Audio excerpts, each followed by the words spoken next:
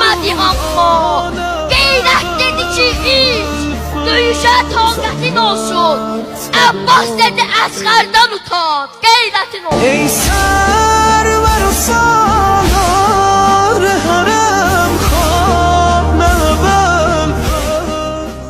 Hər kəs susuz olsa, içədək olsa da dəryanızı əhdəl qoyub aşurada səqqa doldurdu içə omzuna su.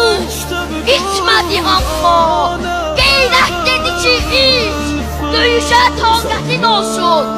Abbas dedi əsgərdən utan, qeyrətin olsun. ای سرور و سالار